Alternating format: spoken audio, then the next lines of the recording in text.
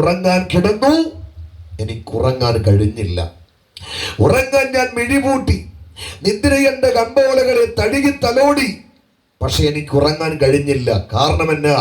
ഉറങ്ങാൻ പല പ്രാവശ്യം ഞാൻ മിഴിപൂട്ടിയപ്പോഴും എന്റെ മുൻപിൽ നീ വിസ്തരിച്ചുകൊണ്ട് നിൽക്കുന്ന ആ നീതിമാനായ മനുഷ്യന്റെ മുഖം ഒരു സൂര്യനെ പോലെ ജ്വലിച്ചു നിൽക്കുകയാണ്. ആ കത്തവസാനം അവൻ എഴുതി നിർത്തിയത് ഇങ്ങനെയാണ്: അതുകൊണ്ട് ആ നീതിമാനായ മനുഷ്യന്റെ കാര്യത്തിൽ നീ ഇടപെടരുത്.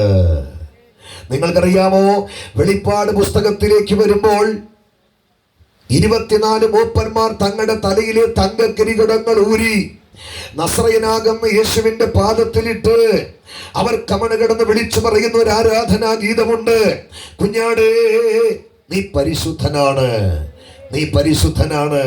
അപ്പൊ പീലാത്തോസിന്റെ ഭാര്യ യേശുവിനെ കുറിച്ച് പറഞ്ഞത് നീതിമാൻ. പീലാത്തോസ് യേശുക്രിസ്തുവിനെ കുറിച്ച് പറഞ്ഞത് നീതിമാൻ മാത്രമല്ല, കുറ്റമില്ലാത്തവൻ. മൂപ്പന്മാർ തലയിലെ കിരീടങ്ങൾ ഊരി താഴെ വെച്ച് അവിടുത്തെ പാദപീഠത്തിൽ കമണ് കിടന്ന് വിളിച്ചു പറയുന്ന ഒരു ആരാധനാ ഗീതം: അവിടുന്ന് പരിശുദ്ധനാണ്.